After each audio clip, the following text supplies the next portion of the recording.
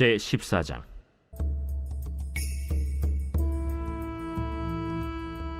하루는 사울의 아들 요나단이 자기의 무기를 든 소년에게 이르되 우리가 건너편 블레셋 사람들의 부대로 건너가자 하고 그의 아버지에게는 아뢰지 아니하였더라.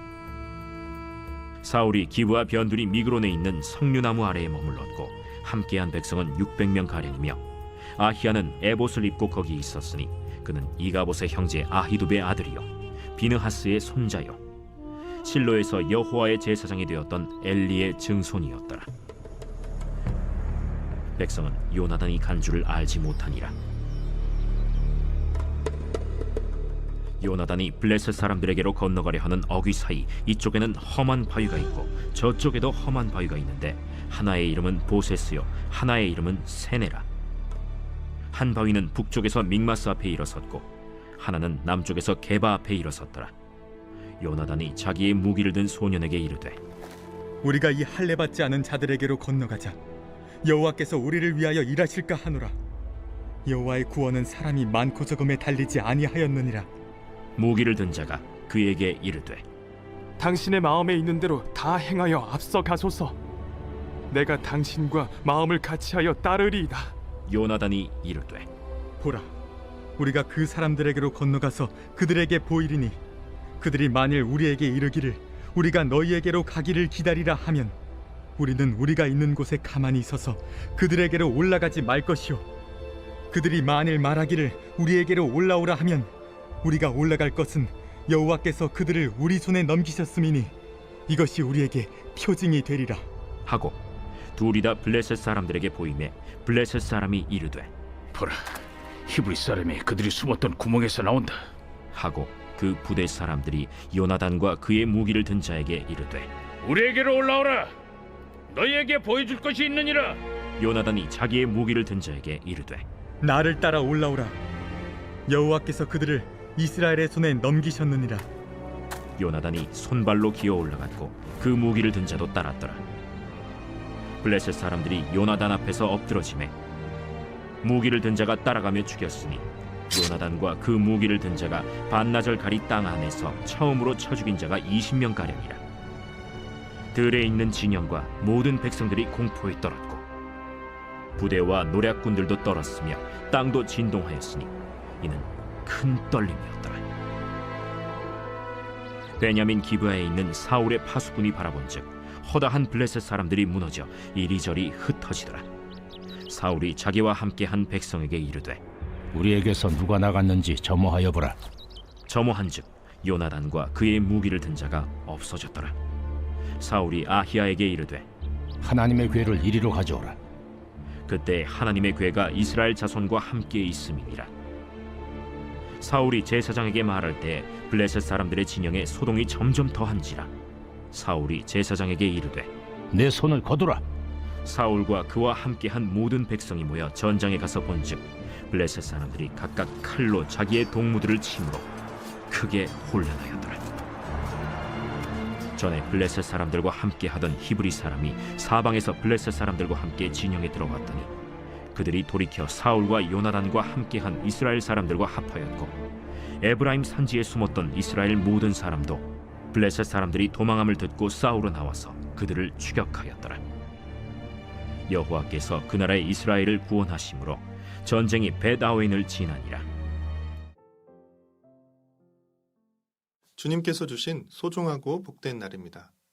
오늘도 주님의 말씀에 거하며 주님의 말씀을 따라 살기 위해 말씀 앞에 나아오신 여러분을 환영하고 축복합니다. 오늘 묵상 본문은 사무엘상 14장 1절부터 23절까지 말씀입니다. 사울의 군대는 군사의 수에서뿐 아니라 무기에 있어서도 도저히 블레셋 군대의 상대가 되지 못했습니다. 이제 사울 곁에 남아있는 군사의 수는 고작 600명에 불과했고 철로 된 무기라고는 칼 2개밖에 없었습니다. 그러나 블레셋 군대는 병거 3만에 기마병만 6천, 바다에 모래같이 많은 군사가 있었고 그들은 칼과 창으로 무장하고 있었습니다. 사무엘마저 사울을 떠난 상황에서 사울의 군대가 블레셋 군대를 이길 가능성은 조금도 보이지 않았습니다. 이스라엘의 군사들이 모두 두려워 떨고 있을 때 요나단은 자기의 무기를 든 부관에게 건너편 블레셋 부대로 건너가 싸우자고 말합니다.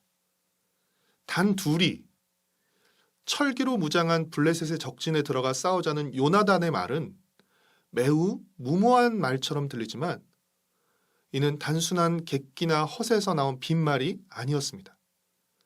요나단은 나름 근거를 가지고 확신에 차서 한 말인데 요나단이 이렇게 대범한 말을 할 수 있었던 그 근거는 무엇입니까? 6절 말씀입니다. 요나단이 자기의 무기를 든 소년에게 이르되 우리가 이 할례 받지 않은 자들에게로 건너가자. 여호와께서 우리를 위하여 일하실까 하노라. 여호와의 구원은 사람이 많고 적음에 달리지 아니하였느니라. 요나단이 이 말을 한 근거는 구원이, 전쟁의 승패가 군사력이 아니라 하나님께 달려있기 때문이라는 것이었습니다. 전쟁의 승패가 사람의 많고 적음에 달린 것이 아니라 하나님께 달려있기에 하나님이 함께 하셔서 도와주신다면 정말 이길 수 있다고 생각하고 이렇게 말했던 것입니다. 요나단의 이 말에 무기를 든 젊은 부관도 같은 믿음으로 화답합니다.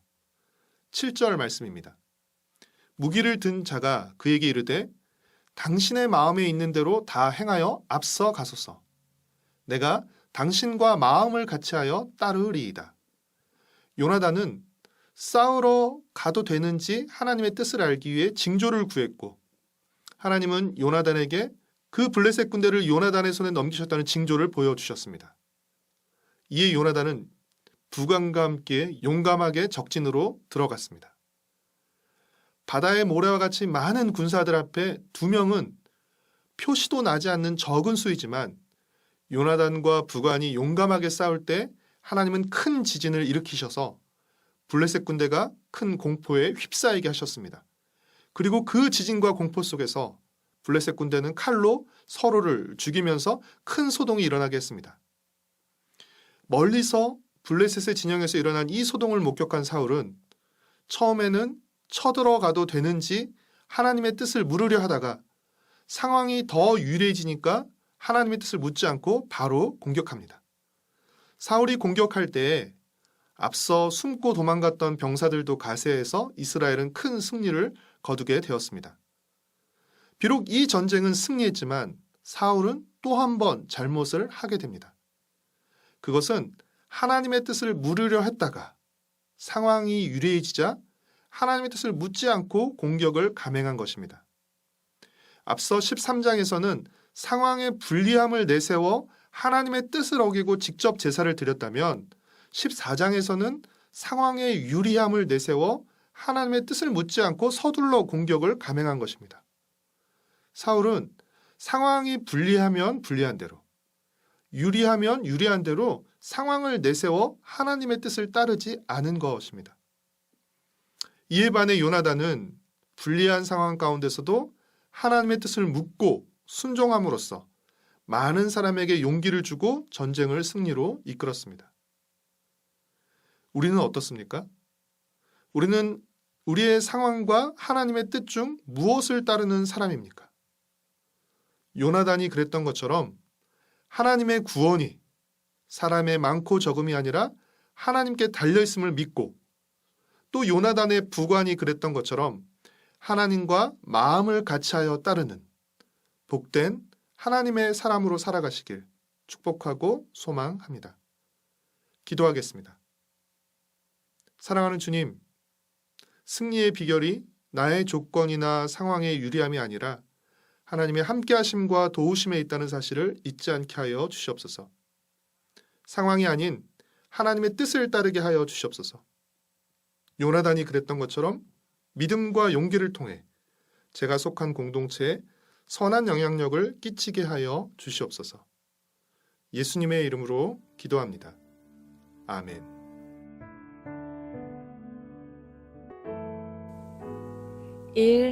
오심 기도. 하루 5번 마음을 다해 드리는 기도. 나는 죽었습니다. 제가 주인이 아니고 예수님이 저의 주인이십니다. 예수님은 십자가에서 죽으시고 부활하셨습니다. 부활하신 예수님을 가슴으로 만나서 따라가며 간증합니다. 사랑하는 가족과 함께 영광스런 승리를 노래합니다.